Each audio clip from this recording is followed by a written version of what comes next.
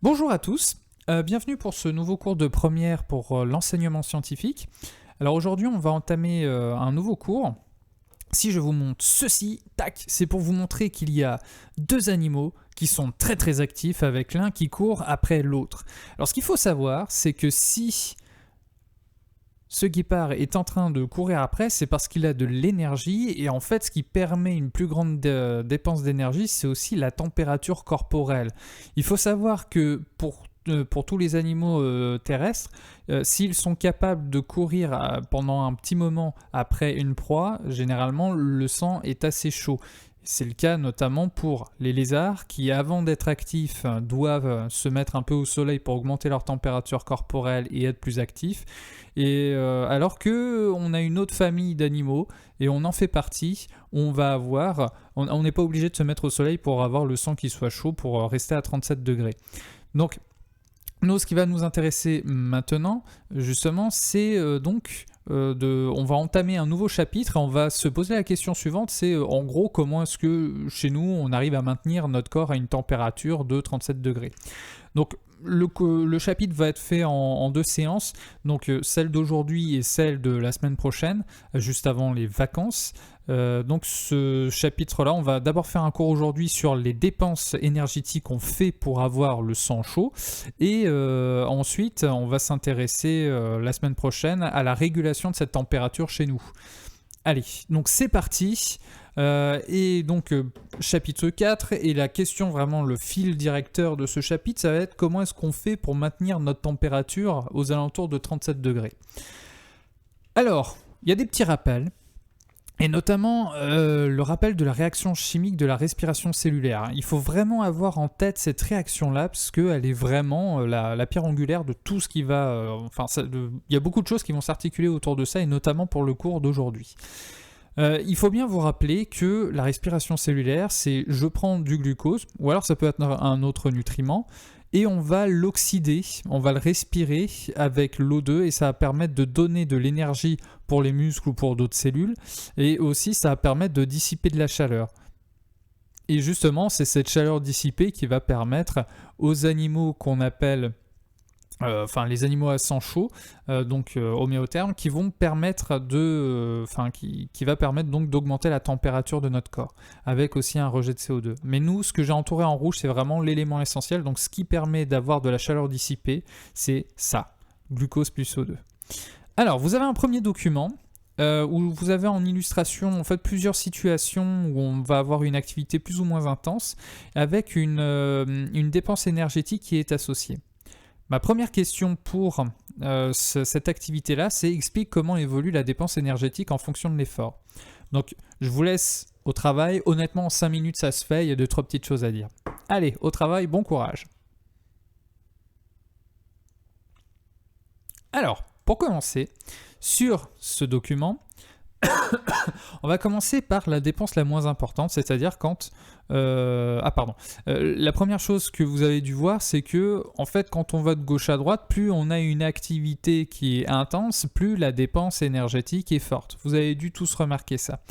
Donc, il y a le premier truc, c'est quand on est au repos, on peut se dire, si je suis au repos, je dépense aucune énergie. C'est pas le cas. On est à 100 watts, c'est-à-dire on est à 100 joules par seconde environ. Et quand on fait un sport très intense, on va arriver à 570 watts. Ce qu'il faut savoir, c'est que quand on est au repos, même si on ne fait rien, notre corps malgré tout va rester actif. Par exemple, votre cœur continue à battre. Et il faut de l'énergie pour faire battre le cœur. Vous continuez à respirer. Vous ne réfléchissez pas à ces deux choses-là. Vous respirez, c'est quelque chose qui est autonome, qui se fait de façon automatique. Donc il y a énormément de choses qui se passent, et notamment il y a une chose qui se passe qui vous permet de vous maintenir à 37 degrés. C'est justement cette respiration cellulaire qui vous permet de vous maintenir à une température assez soutenue. Donc ça veut dire que même au repos, même en dormant, vous dépensez de l'énergie. Et notamment le fait de se maintenir à 37 degrés Celsius, c'est une dépense, et on a forcément une dépense pour maintenir ce paramètre de votre corps. Ensuite, effectivement, quand on est très actif, quand par exemple on va faire de la brasse, là on va avoir une dépense énergétique qui sera beaucoup plus importante, on sera à 570 watts, et effectivement, par rapport au repos, on va avoir une augmentation de plus 470% de dépenses énergétiques. Allez, maintenant on enchaîne sur un autre document sur lequel vous avez la répartition en gros des réserves énergétiques qu'on peut avoir dans notre corps, et à côté vous avez un diagramme qui vous indique les quantités de sources d'énergie qui vont être dépensées en fonction de l'intensité d'un effort. Donc on a quand on est au repos, et puis après on a des efforts plus ou moins intenses. Ma question est la suivante. Déjà pour commencer, c'est où est-ce qu'on retrouve ces fameux tissus qui contiennent de l'énergie? Et dans un deuxième temps, quelle est l'activité qu'il faudrait faire pour pouvoir perdre sa masse graisseuse? Bon, vous savez, c'est le grand classique, hein, quand l'été va arriver, on essaie de faire un peu de sport, se remettre en forme pour être tout beau pour l'été. Alors, on se met au travail, allez-y, répondez-moi à ces deux questions. Alors, on commence par une simple lecture du document, celui qui est à droite. Alors, quels sont les différents tissus? En gros, il y en a 3 à repérer. Ça va être celui du sang. Parce que dans le sang, vous allez avoir du glucose et des acides gras, et ces deux éléments-là sont des molécules qui contiennent potentiellement de l'énergie une fois qu'on l'exploite dans les mitochondries. Et ces trucs-là, eh bien, ça va donc permettre de libérer de l'énergie. Ensuite, dans les muscles, vous avez aussi du sucre et de l'acide gras, en sachant que dans les muscles, c'est surtout du glycogène qui va être en quantité importante pour pouvoir fournir de l'énergie. Et après, on a un troisième type de tissu, en gros, c'est du gras. Mais il faut savoir qu'il y a certains tissus adipeux qui sont indispensables, qu'on ne va pas pouvoir s'amuser à faire fondre. Hein. Par exemple, pour que les contractions du cœur puissent se faire, on a des tissus graisseux autour qui permettent d'amortir un peu les chocs. Vous avez aussi en dessous de la peau, vous avez un petit peu de ce tissu gras qui permet en fait une certaine adhérence et aussi d'absorber un peu tous les chocs. Après, quand vous avez certains endroits une accumulation de ce tissu adipeux, bien, ça veut dire que vous avez beaucoup de stockage d'énergie. Et donc, si vous voulez le perdre, il faut donc dépenser de l'énergie pour pouvoir perdre cette masse qui serait en trop de tissu adipeux. Donc, les tissus adipeux, c'est donc de la graisse. Alors, quelle est l'activité qu'il faudrait faire pour pouvoir les perdre? Eh bien, on regarde de ce côté-là, au niveau du diagramme, et nous, ce qu'on veut, c'est perdre ça. Autre source d'acide gras, puisque les autres, c'est acide gras du plasma sanguin, ça on s'en fiche.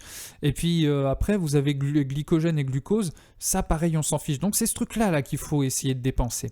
Alors première chose qu'on constate, c'est quand on est au repos, on ne dépense rien. Les seules dépenses qu'on va pouvoir observer, c'est pour des dépenses d'énergie qui sont assez faibles. Après, à une moyenne intensité, on a 55% de notre maximale. Et après, quand on fait un effort très très intense, on arrive à 75% de l'effort que l'on peut fournir. Et voilà la quantité. Ce que l'on remarque, c'est que notre dépense énergétique avec des acides gras la plus importante, c'est ici. C'est quand on fait un effort, je dirais pas modéré, hein, parce qu'on est quand même à 55%. C'est quand même quelque chose d'assez intense. Mais il ne faut pas aller au-delà, parce que sinon, si on va au-delà, si on fait un effort physique maximal, la source d'énergie qui va être le plus dépensée, ça va être à l'intérieur du muscle, c'est le glycogène qu'on avait stocké à l'intérieur. Donc, si vous voulez perdre des masses graisseuses, si on veut perdre une masse graisseuse, c'est plutôt avec un effort plutôt endurant qu'on va essayer, c'est plutôt avec un sport d'endurance qu'on va essayer de le faire, c'est là où on va pouvoir le mieux éliminer les graisses. Alors, ensuite, dernier élément, là c'est un exercice, je trouvais ça un peu marrant par rapport à l'hiver. Je vous parle d'une glande qui s'appelle la thyroïde. La thyroïde, c'est peut-être pas quelque chose dont vous avez beaucoup entendu parler, simplement il faut savoir que c'est une glande qui a un rôle hyper important, elle est au niveau du cou et elle a un rôle très important en termes de métabolisme.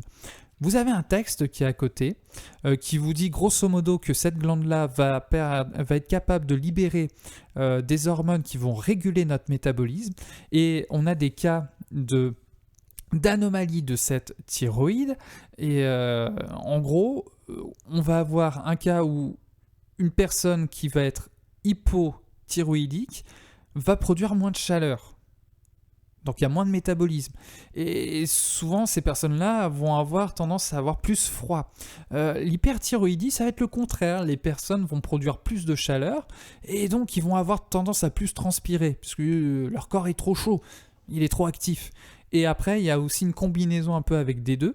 C'est que quand on est hyperthyroïdique, ça va avoir tendance à faire perdre du poids, on a moins tendance à gagner du poids, et quand on est hypothyroïdique, c'est le contraire, on a tendance à plus engranger l'énergie qu'on a consommée et donc à stocker les molécules énergétiques, et souvent ça se transforme en graisse et on va prendre du poids. Alors, ma question est la suivante, elle va se faire en deux temps. Ça explique pourquoi les premières vagues de froid, souvent on ressent plus de froid au début. Et après, pourquoi est-ce qu'en hiver, souvent on a tendance à manger des choses qui sont plus caloriques ? Allez, c'est parti au travail et je vous fais la petite correction après. Bien, alors on commence avec cette fameuse thyroïde. Donc je rappelle, ce truc-là, ça permet de réguler la dégradation des nutriments. Plus l'activité de la thyroïde est forte, plus on aura tendance à faire cette réaction, la réaction chimique qui nous attend, c'est-à-dire celle-ci. Alors ma première question, c'est pourquoi est-ce que quand on a les premières vagues de froid, on a tendance à avoir plus froid ? Ce qu'il faut savoir, c'est que en gros, nous on va capter s'il fait froid ou non, et quand ce sont les premières vagues de froid, notre thyroïde ne fonctionne pas encore. Enfin, c'est pas qu'elle fonctionne pas encore, c'est qu'elle va faire moins d'hormones qui va réguler notre métabolisme. Donc lors des premières vagues de froid, notre thyroïde va recevoir un signal en disant « Eh oh, il faudrait peut-être que je fasse des hormones pour exciter un petit peu tout mon corps ». Et dans ce cas-là, c'est à partir de là, on va commencer à s'adapter au froid et on va faire de plus en plus cette réaction chimique. Comme ça, notre corps va se préparer au froid et va dissiper de plus en plus de chaleur pour qu'on ait notre corps qui soit suffisamment chaud. Donc en gros, lors des premières vagues de froid, vous pouvez avoir une vague où on arrive à 8 degrés, on va ressentir beaucoup le froid parce qu'on ne fait pas encore ça. 2 mois plus tard, vous pouvez vous prendre une vague de froid où on est à 0 degré, vous aurez la sensation d'avoir moins froid, pourtant vous êtes habillé pareil. Pourquoi ? Parce que votre corps aura fabriqué plus d'hormones thyroïdiennes et donc vous allez dissiper plus de chaleur et vous serez plus armé contre le froid. Donc cette sensation de froid, c'est surtout, en fait, en termes d'adaptation, votre corps va se préparer au froid. Donc chaque année, vous préparez ainsi. Ensuite, il y a un deuxième élément. C'est pourquoi est-ce qu'en hiver, on a tendance à avoir une alimentation plus riche en calories ? Tout simplement, vu que votre thyroïde va vous faire cette réaction plus souvent, ça veut dire qu'on consomme plus de glucose, on va consommer plus de nutriments. Donc forcément, on a tendance à plus taper dans les réserves, ce qui fait que si vous mangez plus riche, ça vous permet aussi de brûler plus de nutriments et donc de dissiper plus de chaleur.